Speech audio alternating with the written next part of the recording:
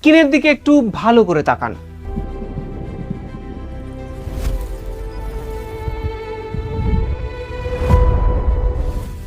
একটা জ্বলন্ত প্রশ্ন নিয়ে আজকের ভিডিও শুরু করছি। যদি আগামী 48 ঘন্টার মধ্যে এক গোটা অঞ্চলের মানচিত্র চিরতরে বদলে যায়, আর যেখানে পাকিস্তানের ক্ষমতা তাসের ঘরের মতো ভেঙে পড়ছে, তাহলে ভারতের জন্য সেটা কি বড় সুবর্ণ সুযোগের? হ্যাঁ, ঠিকই শুনেছেন, আমি পিওকের কথা বলছি।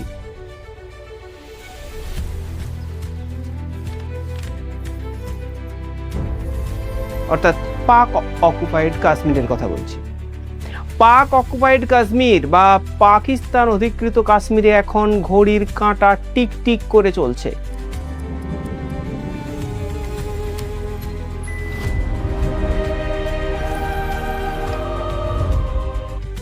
আন্দোলনকারীরা সরাসরি পাকিস্তান সরকারকে দিয়েছেন 48 ঘন্টার ডেডলাইন। এটা ঘটে গেছে। সাথে রয়েছে 38টি দাবি, যা পূরণ করা পাকিস্তানের পক্ষে কার্যত অসম্ভব। কিন্তু কেন এই হুঁশিয়ারি? কেন এই সাধারণ আটার আন্দোলন আজ পাকিস্তানের অস্থিরতার উপর চরম আঘাত হানল? আর এই পুরো খেলায় ভারতের লাভ কোথায়? ভারত কি করতে পারবে? যদি আপনারা ভেবে থাকেন এটা একটা সাধারণ বিক্ষোভ, তবে কিন্তু আপনি ভুল করবেন। কেন না, এই আন্দোলন কিন্তু একটা সাধারণ বিক্ষোভ নয়। এর পেছনে রয়েছে বছরের পর বছর ধরে চলে আসা এক মাস্টার প্ল্যান।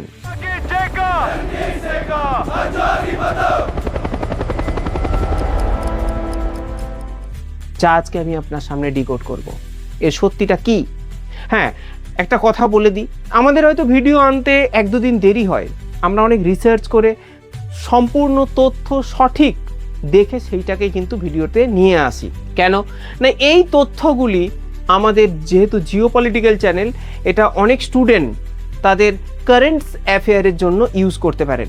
তাই আমরা অনেক কিছু ভেবেচিন্তে এটা নিয়ে আসি। দেখুন, আমাদের নিজেদেরও কিন্তু একটা এভারডটস একাডেমি আছে, নিচে নাম্বার রয়েছে, ডেসক্রিপশন রয়েছে, আপনি চাইলে আমাদের একাডেমিতে ভর্তি হতে পারেন। তো যাই হোক, আমরা সেই প্রশ্নে যাচ্ছি না। আমরা বলতে চাইছি যে আমরা তথ্যগুলোকে খুব ভালোভাবে দেখে তারপর কিন্তু সেই তথ্যটাকে আপনাদের সামনে নিয়ে আসি। তাই 1-2 দিন দেরি হয়ে যায়, কিন্তু যা আনবো, যা দেবো, আপনাকে সঠিক তথ্য দেবো। যাই হোক, আমরা ভিডিওয়ে ফিরে যাচ্ছি। যা আপনাকে চমকে দেবে, শেষ পর্যন্ত দেখুন, কারণ আজকের বিশ্লেষণ আপনার ভূ রাজনৈতিক চিন্তাধারাকে সম্পূর্ণ বদলে দেবে। বন্ধুরা, আমি রাজকুমার, আর আপনি দেখছেন আপনার প্রিয় চ্যানেল জিওটিক্যাল। দেখুন বন্ধুরা, পিওকেতে গত কয়েকদিন ধরে একটা ভয়ানক বিক্ষোভ চলছিল। এটা আমরা প্রত্যেকেই জানি, যারা আমরা পিওকের খবর রাখছি তারা আমরা প্রত্যেকেই জানি। এই নিয়ে আমি ভিডিও করেছি আপনাদের সামনে। তা আপনারা ভূ রাজনৈতিক যেহেতু ফলো করছেন, আপনারাও দেখে নিয়েছেন। কিন্তু এখন এই আন্দোলন আর 5টা সাধারণ আন্দোলনের মতো নেই। এটা এখন চরম সীমায় পৌঁছে গেছে, অর্থাৎ পিক পর্যায়ে পৌঁছে গেছে।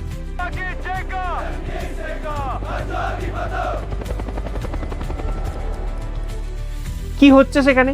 আন্দোলনকারীদের তরফ থেকে পাকিস্তান সরকারকে একদম পরিষ্কার জানিয়ে দেওয়া হয়েছে, আজ থেকে 48 ঘন্টার মধ্যে যদি 38 দফা দাবি মেনে নেওয়া না হয়, তবে তারা অল আউট আন্দোলনে যাবে। অর্থাৎ পিওকেতে যে কোনো ধরনের বড় ঘটনা ঘটতে পারে। পরিস্থিতি এতটাই হাতের বাইরে চলে গেছে যে ইসলামাবাদে বসে থাকা শাহবাজ শরীফ সরকার এবং রাওয়ালপিন্ডির হেডকোয়ার্টার এখন থরথর করে কাঁপছে। কিন্তু প্রশ্ন একটা আছে। প্রশ্নটা কি? প্রশ্ন হচ্ছে, এই দাবিগুলো কারা তুলছে বা কারা তুলেছে? পাকিস্তান কি পারবে এই দাবিগুলো মেনে নিতে, নাকি পাকিস্তান এই ফাঁদে পা দিয়ে একটা ভয়ানক ধ্বংসলীলা চালাবে এবং ধ্বংস করতে গিয়ে নিজেরাই ধ্বংস হয়ে যাবে?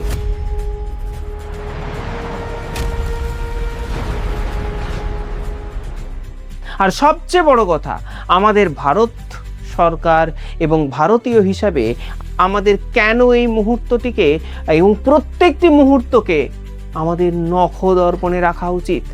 চলুন ইতিহাসের পাতা উল্টে একদম গোড়া থেকে শুরু করি। সহজ ভাষায় আপনার সামনে তুলে ধরছি, মন দিয়ে শুনুন। দেখুন, প্রথমে বুঝতে হবে পাকিস্তান সরকারের বুকে কাঁপন ধরানো এই আন্দোলনের পিছনে মাথাটা কার, এই দাবিগুলো রাখছে কে? কারো নাম হয়তো আপনারা শুনেছেন, সেটা কি? জেএসি বা জেডব্লিউসি। এটা কি? Joint army action committee. এটা কারা? ব্যাখ্যা করছি। দেখুন, এটা কোনো পার্টি বা রাজনৈতিক দল নয়। এরা হচ্ছে পিওকেতে কোনো নির্বাচনী লড়াই কিন্তু লড়ে না। তাহলে আপনার প্রশ্ন হবে, তাহলে এটা কারা? কারা এই আন্দোলন করছে? একটু ভালো করে বুঝুন। পিওকের মতো অশান্ত এলাকায় কোনো সাধারণ মানুষের পক্ষে সরাসরি সরকারের বিরুদ্ধে লড়াই করা কঠিন, কিন্তু সেখানে বিভিন্ন পেশাদার সংগঠন বা সামাজিক সংগঠন ছিল। শ্রমিকের নিজস্ব লেবার ইউনিয়ন রয়েছে, ছাত্রদের ছাত্র ইউনিয়ন রয়েছে, সমাজকর্মীদের বিভিন্ন ধরনের এনজিও সংগঠন রয়েছে, কৃষকদের সংগঠন রয়েছে, আদালতের আইনজীবীদের বার অ্যাসোসিয়েশন রয়েছে।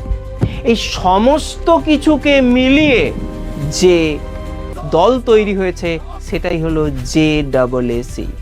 লাস্ট 3-4 বছর ধরে একটা অত্যন্ত নিখুঁত এবং চতুর গেম প্ল্যান খোলা হয়েছে। একটা সাধারণ বা একক সংগঠন কখনোই পিওকের সব মানুষকে এক ছাতার তলায় আনতে পারবে না।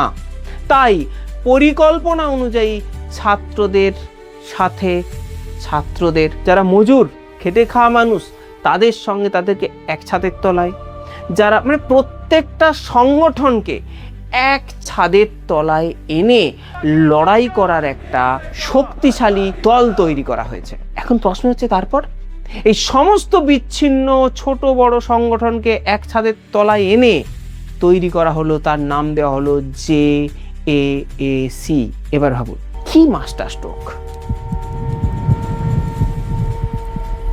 আজ পিওকের প্রায় 90% মানুষ কোনো না কোনোভাবে এই জেডব্লিউসি বা জয়েন্ট অ্যাকশন আর্মি কমিটির সঙ্গে যুক্ত রয়েছে। হয়তো একই পরিবারের বড় ছেলে একজন আইনজীবী, ছোট ছেলে একজন কৃষকের নেতা, বাবা কৃষক, তারা তিনজনই কিন্তু কোনো না কোনোভাবে এই সংগঠনের সঙ্গে যুক্ত। অর্থাৎ আপনি যদি পিওকের যে কোনো একটি পরিবারে হাত দেন, আপনি পরোক্ষভাবে বা প্রত্যক্ষভাবে জেএসির কোনো না কোনো সদস্যকে পাবেনই পাবেন। দেখুন বন্ধুরা, এই সংগঠনগুলো কিন্তু একদিনে তৈরি হয়নি। এর পেছনে রয়েছে 5 থেকে 10 বছর নীরব পরিশ্রম এবং নিখুঁত ইন্টেলিজেন্স প্ল্যানিং।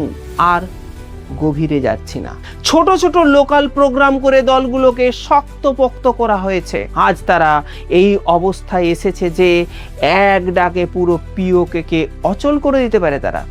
কিন্তু এই আন্দোলনের আগুন জ্বলল কিভাবে, চলুন সেটা একটু দেখে নিই। দেখুন বন্ধু, 2022 আর 23-এর কথা আপনার মনে আছে কিনা জানি না, ফেজ 1-এর কথা বলছি। শুরুটা হয়েছিল এই সময়। কি? এখানে কিন্তু কোনো রাজনৈতিক দাবি দাবা ছিল না। সেখানে কি ছিল?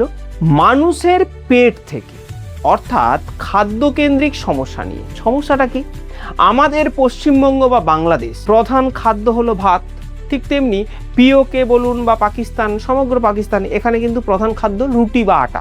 মানুষ রুটি খেয়ে বেঁচে থাকে। এখন ভাবুন, যদি আপনার বেঁচে থাকার জন্য মূল খাবারের দাম হঠাৎ আকাশ ছোঁয়া হয়ে যায়, তখন কেমন লাগবে না? শুনেই কেমন লাগছে? ঠিক এটাই ঘটেছিল। পাকিস্তান ঠিক এটাই ঘটিয়েছিল। কিন্তু পাকিস্তান এতদিন সাধারণ নাগরিকদের ওপর আটাতে প্রচুর পরিমাণে ভর্তুকি বা সাবসিডি দিত, যাতে গরিব মানুষ সস্তায় আটা কিনতে পারে। কিন্তু পাকিস্তানের অর্থনীতি যখন একেবারে তলানিতে ঠেকে যায়, তখন তারা ভিক্ষার ঝুলি নিয়ে গেল কোথায়? IMF এর কাছে। অর্থাৎ আপনারা জানেন নিশ্চয়ই, ইন্টারন্যাশনাল মনিটারি ফান্ড। সেখানে গিয়ে তারা তাদের লোন চাইল। IMF এ লোন করার জন্য কিছু শর্ত রয়েছে। এটা আপনি যদি আপনার দেশ, ধরুন আপনাদের কোনো দেশ রয়েছে বা আমাদের কোনো দেশ রয়েছে, আমাদের দেশ বা আপনার দেশ যদি যায়, সেখানেও কিন্তু তাদের এই শর্তগুলো মেনে চলতে হয়। শর্তগুলো কি? লোন তো দেবো ভাই, কিন্তু তোমাদের এই লোনের টাকা নিয়ে গিয়ে এই ভর্তুকি দিয়ে তুমি তোমার টাকা বা অনুদান দিয়ে তুমি তোমার টাকাকে নষ্ট করে দেবে, এটা কিন্তু করা যাবে না। IMF কিন্তু স্পষ্টভাবে বলে দিল। যে তুমি লোনের টাকা নিয়ে ফ্রিতে কিন্তু জিনিস দিতে পারবে না, তাহলে তুমি লোন কি করে শোধ করবে? তখন বাধ্য হয়ে শাহবাজ সরকার আটার উপর ভর্তুকি তুলে নিল, আর অমনি আটার দাম এক ধাক্কায় আকাশ ছোঁয়া। ঠিক এই সুযোগটারই অপেক্ষা করছিল পিওকের এই সংগঠনগুলো। তারা দেখলো মানুষের পেটে লাথি পড়ছে, পাকিস্তান সরকার কোনোভাবেই আর ভর্তুকি ফেরাতেই পারবে না, তাই এই আবেগকে কাজে লাগিয়ে মানুষকে রাস্তায় নামিয়ে দেওয়া খুব সহজ হবে। আর সেটা হলো, এর সাথে সাথে যোগ দেওয়া হলো রাশিয়া ইউক্রেনের যুদ্ধের প্রভাব। সেটাও কিন্তু একটা প্রভাব পড়লো ওদের রুটিতে বা পেটে। কীরকম? বিশ্ববাজারে তেলের দাম বেড়ে গেল, আর যখনই তেলের দাম বেড়ে গেল ভারত বুদ্ধি কাটিয়ে রাশিয়া থেকে সস্তায় তেল কিনে যেতেই থাকলো। যতই না কিছু আন্তর্জাতিক সমস্যার সৃষ্টি হলেও ভারত কিন্তু সেই জায়গা থেকে বেরিয়ে আসে না। কিন্তু পাকিস্তান আমেরিকার ভয়ে রাশিয়া থেকে তেল কিনতে পারলো না, ফলে পাকিস্তান পেট্রোলের ডিজেলের দাম বাড়াতে বাধ্য হলো। পরিবহন খরচ অটোমেটিক্যালি বাড়তে শুরু করলো, আর সবজি থেকে মাংস সব কিছুর দাম দ্বিগুণ হয়ে গেল। ব্যাস, শুরু হয়ে গেল আন্দোলনের আগুন। আর একের পর এক কাটা ঘায়ে নুনে ছিটে দিল বিদ্যুৎ সমস্যা, পিওকের প্রাকৃতিক সম্পদের ব্যবহার, প্রচুর পরিমাণে হাইড্রো পাওয়ার বিদ্যুৎ তৈরি। এই ঘটনাটা আমি আপনাকে একটু বলে দিই। দেখুন, এই যে পিওকে, এখানে কিন্তু প্রচুর পরিমাণে বিদ্যুৎ উৎপন্ন হয়, আর সেই বিদ্যুৎ কোথায় যায়? ওখানকার যে মেন প্রদেশ পাঞ্জাব প্রভিন্সে। আর এই পিওকে থাকে ঘন্টার পর ঘন্টা অন্ধকারে। এটাকে কিন্তু সাধারণ মানুষের কাছে অ্যাম্পলিফাই করা হলো। যখন প্রথম ফেজের আন্দোলন সফল হলো বা অ্যাসিড টেস্ট করা হলো, তখন দেখা গেল যে পিওকের মানুষ একজোট হতে পেরেছে। তখন লঞ্চ করা হলো দ্বিতীয় ফেজ। এই ফেজে আন্দোলনকে সরাসরি পলিটিক্যাল করে দেওয়া হলো। কিরকম? আন্দোলনকারীরা আঙুল তুলল পাকিস্তানের আসল শাসকের দিকে, অর্থাৎ পাকিস্তান আর্মি তাদের সীমাহীন দুর্নীতির দিকে তারা আঙুল তুলল। তারা বলল সরকারকে জবাবদিহি করতেই হবে। কেন এত অবিচার, কেন এত অনাচার, কেন এত দুর্নীতি? আর দুর্নীতি তো পাকিস্তানের ছায়াসঙ্গী। পাকিস্তান সরকার এবং সেনা এই আন্দোলন দমন করতে প্রথম সারির নেতাদের বেআইনিভাবে গ্রেপ্তার করা শুরু করলো। কিন্তু এখানেই পাকিস্তান সব থেকে বড় ভুলটা করে ফেললো। কিরকম? গ্রেপ্তারের এই ঘটনাকে আন্দোলনকারীরা হাতিয়ার করলো ফ্রিডম অফ স্পিচ বা বাক স্বাধীনতার লড়াইয়ের হিসেবে। তারা মানুষকে বোঝালো, আজ যদি আমরা প্রতিবাদ না করতে পারি তবে আমাদের সেনা আমাদের গলা টিপে মারবে। কোনো কিছু আন্দোলন, আমরা অন্যায়ের বিরুদ্ধে কথা বলতে পারবো না। আন্দোলন কিন্তু গেল নেক্সট লেভেলে এবং ভয়ঙ্করভাবে আন্দোলন শুরু হলো। আর সেই আন্দোলনের কিন্তু তৃতীয় ফেজ শুরু করা হয়েছে এখন, যা সরাসরি শাসন ব্যবস্থা এবং সংবিধানকে চ্যালেঞ্জ করছে। এই দাবি কিন্তু অত্যন্ত ভয়ঙ্কর।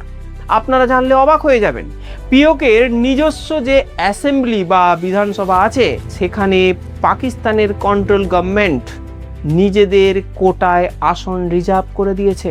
একটু ভাবুন, আমাদের ধরুন পশ্চিমবঙ্গের মন্ত্রিসভা রয়েছে, দিল্লি থেকে কিছু মানুষকে পাঠিয়ে দেওয়া হলো এবং বলা হলো যে এই সমস্ত মানুষ, দিল্লির মানুষ ওয়েস্ট বেঙ্গলে ক্ষমতায় বসবে। এটা কি আপনি বা আমি মেনে নেব? না, মেনে নেব না। আমরা কিন্তু বলবো আমাদের এই রাজ্যতেই তো লোক রয়েছে।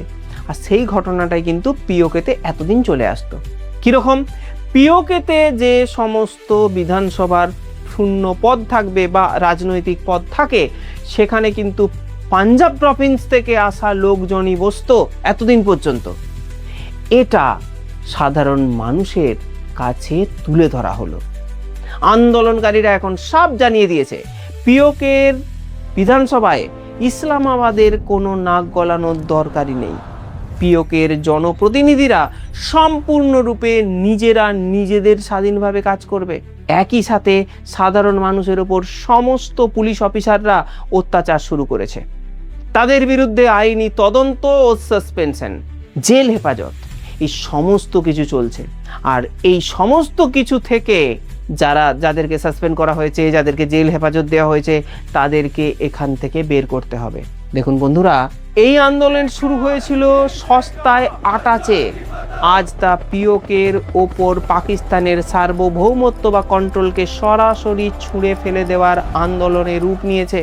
এবার চলুন বুঝি আন্দোলনকারীদের যে এই 38টি দাবি রয়েছে তা 48 ঘন্টার যে আলটিমেটাম দিয়েছে, তো পাকিস্তানের কাছে এটা কিভাবে ফাঁদ তৈরি করেছে সেটা একটু আলোচনা করি। দেখুন, আন্দোলনকারীরা এমনভাবে চাল চেলেছে যে পাকিস্তান যেদিকে যাবে সেদিকেই তাদের মৃত্যু নিশ্চিত। ফাঁদ আছে 4টি। এই 4টি ফাঁদ আপনাকে আমি বলে দিই, মন দিয়ে শুনুন। 1 নম্বর ফাঁদ কি? আটার ভর্তুকি বনাম IMF। বিষয়টা একটু ব্যাখ্যা করে বলি আপনাকে। দেখুন, আন্দোলনকারীদের প্রথম দাবি আটার ভর্তুকি আবার চালু হবে এবং বিদ্যুৎ বিল কমাতে হবে। যদি পাকিস্তান মনে করে যে অর্থনৈতিক অবস্থা এমনিতেই ধ্বংস, আটার ভর্তুকি দিলে IMF তাদের কান টেনে ধরবে, পরবর্তী কিস্তির লোন বন্ধ করে দেবে, লোন না পেয়ে দেশ তো দেউলিয়া হয়ে যাবে, সেনা অফিসারদের মাইনে দেওয়া যাবে না, মিসাইল বানানো তো অনেক দূরের কথা। আর যদি পাকিস্তান এই দাবি না মানে, পিওকের মানুষ রাস্তা ছাড়বে না, এই আন্দোলন আরও হিংসতা নেবে। পাকিস্তানের কাছে কিন্তু যেদিকে যাবে সেদিকেই বিপদ রেডি। 2 নম্বর কি? 2 নম্বর যে ফাঁদটি রয়েছে সেটি হলো বন্দি নেতাদের মুক্তি। এটা কিরকম? এটা কিন্তু যারা আন্দোলনকারী তাদের একটা দ্বিতীয় দাবি। দেখুন, আটক করা সমস্ত আন্দোলনকারী নেতাদের অবিলম্বে মুক্তি দিতে হবে, এটাই হলো তাদের দাবি। যদি মুক্তি দেয় পাকিস্তান সরকার, তাহলে কি হবে? তাহলে এই পোড় খাওয়ার নেতারা জেল থেকে বেরিয়ে আন্দোলনকে আরও 10 গুণ শক্তিশালী এবং সুসংগঠিত করবে, কারণ তারা জানে কিভাবে জনতাকে নেতৃত্ব দিতে হয়। আর যদি মুক্তি না দেয়, পিওকের সাধারণ মানুষ হুমকি দিয়ে রেখেছে যে তারা নেতাদের না ছাড়লে পুরো অঞ্চলকে অচল এবং অল আউট যুদ্ধে নামবে। তাহলে দুদিক দিয়েই ফাঁদ। 3 নম্বর ফাঁদ কি?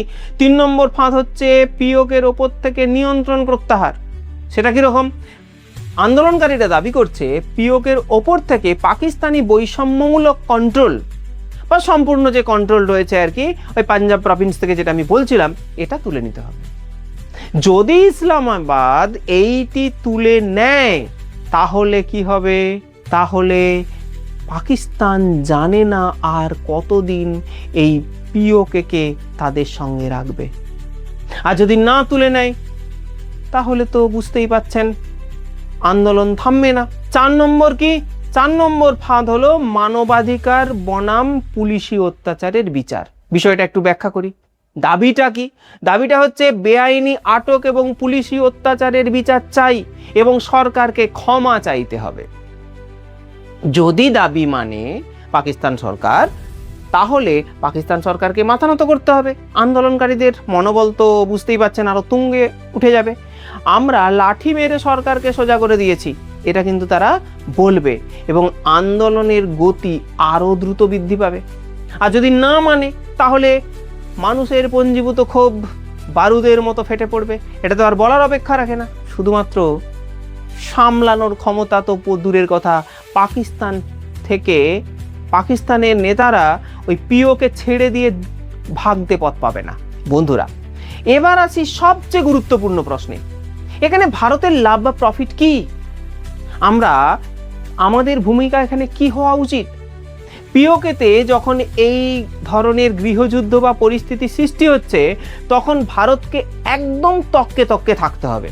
এটা কিন্তু বলার অপেক্ষা রাখে না, কারণ আমাদের প্রতিরক্ষা মন্ত্রক এবং ইন্টেলিজেন্স এজেন্সিকে পারফেক্ট টাইমিংয়ের জন্য তৈরি থাকতে হবে। আর কি, ভারতের রণকৌশল মূলত 3টি স্তরে হওয়া উচিত আমার মনে হয়। জানি না যারা যে সমস্ত ডিপ্লোম্যাটিকরা রয়েছেন তারা এটার থেকে আরও বেটারভাবে ব্যাখ্যা করবেন বা তারা ভেবে চিন্তে দেখবেন। আমাদের যা মনে হয় সেটাই আমি বলছি আপনাদের সামনে তুলে ধরছি। এটা হয়তো ডিপ্লোমেটরা আলোচনা করবেন বা তারা এই স্ট্র্যাটেজিগুলো নেবেন আমার মনে হয়। চলুন, বিষয়গুলো কি? পাকিস্তান থেকে বিচ্ছিন্নকরণ কীরকম? এই যে মুহূর্তে আমরা দাঁড়িয়ে আছি, এই মুহূর্তে আমাদের প্রধান লক্ষ্য হওয়া উচিত পিওকে পাকিস্তানের মূল ভূখণ্ড থেকে প্রশাসনিক এবং মানসিকভাবে সম্পূর্ণ বিচ্ছিন্ন করা। আর কি, পিওকের মানুষ নিজেরাই বলছে তারা ইসলামাবাদের শাসন চান না। ভারতকে আন্তর্জাতিক স্তরে এই মানবাধিকার লঙ্ঘনের বিরুদ্ধে একটি আওয়াজ তুলতে হবে। মানবাধিকারের খাতিরে সাহায্য করে পিওকের মানুষ যখন খাদ্য আর বিপদের অভাবে ধুঁকছে, তখন ভারত সীমান্ত খুলে তাদের আটা, ওষুধ, বিদ্যুৎ দিয়ে মানবিক সাহায্য করে যেতে হবে। এর ফলে পিওকের সাধারণ মানুষের মনে ভারতের প্রতি একটা ভালোবাসা আর বিশ্বাস বহুগুণে বেড়ে যাবে। তারা বুঝতে পারবে যে পাকিস্তান তাদের শুধু শোষণ করেছে আর ভারত তাদের পাশে দাঁড়িয়েছে। আর দ্বিতীয় কি, ভারতের সাথে চূড়ান্ত সংযুক্তি। যখন পরিস্থিতি সম্পূর্ণরূপে পেকে উঠবে, পাকিস্তান যখন নিজেদের দেউলিয়া অর্থনীতি আর অভ্যন্তরীণ কোন্দল সামলাতে ব্যস্ত থাকবে, ঠিক সেই উপযুক্ত সময়ে পিওকে ভারতের মূল ভূখণ্ডের সাথে মার্চ বা যুক্ত করে নিতে হবে। আপনারা ভাবুন, পিওকে যদি ভারতের মানচিত্রে এসে যায়, তবে ভারতের লাভটা কোথায়? লাভটা কি? লাভ হচ্ছে সব থেকে বড় ভূ রাজনৈতিক লাভ। যদি আপনি ম্যাপের দিকে তাকান তাহলে দেখতে পাবেন ভারতের সরাসরি আফগানিস্তান এবং সেন্ট্রাল এশিয়ার সাথে সরাসরি স্থলপথে সংযোগ হয়ে যাবে। চীনের বেল্ট ইন রোড ইনিশিয়েটিভের বা পিওকের ওপর দিয়ে যে গেছে, তা ভারতের নিয়ন্ত্রণে চলে আসবে। চীন পাকিস্তান করিডোর চিরতরে ভেঙে যাবে। নিরাপত্তামূলক লাভ কি, সেটা এখন ব্যাখ্যা করব। দেখুন, কাশ্মীর উপত্যকায় সীমান্ত পেরিয়ে যে অনুপ্রবেশ হতো বা সন্ত্রাসবাদ হতো, তা 100% নির্মূল হয়ে যাবে। কারণ আমাদের সীমান্ত সরাসরি চলে যাবে আরও পশ্চিমে। বন্ধুরা, পিওকের আমাদের ভাই বোনেরা আজ পাকিস্তানের নিয়ন্ত্রণকে নরক যন্ত্রণা বলে দাবি করছে এবং সেখান থেকে তারা মুক্তি চাইছে। তারা সস্তায় আটা নয়, তারা আসলে শান্তি এবং সম্মান চাইছে। তারা সেই শান্তি কেবল তখনই সম্ভব যখন তারা তাদের আসল মাতৃভূমি ভারতের কোলে ফিরে আসবে। যদি এই 48 ঘন্টার শুধু পাকিস্তানের ভাগ্য নির্ধারক হচ্ছে তা নয়, কিন্তু এটা গোটা সমগ্র দক্ষিণ এশিয়ার ভূ রাজনৈতিক ইতিহাস নতুন করে লেখার একটা সুবর্ণ সুযোগ তৈরি হয়েছে। আপনাদের কি মনে হয়, ভারত কি এই মুহূর্তে সরাসরি হস্তক্ষেপ করা উচিত, নাকি আমাদের আরও কিছুটা অপেক্ষা করা উচিত? আপনার মূল্যবান মতামত নিচে কমেন্ট বক্সে অবশ্যই জানাবেন। ভিডিওটি যদি ভালো লেগে থাকে তাহলে অবশ্যই লাইক করতে ভুলবেন না। ইনফরমেটিভ মনে হলে আপনার বন্ধুদের সঙ্গে শেয়ার করতে ভুলবেন না। আজ এই পর্যন্তই। ভালো থাকবেন, ভালো লাগবেন। ধন্যবাদ। জয় হিন্দ, বন্দে মাতরম।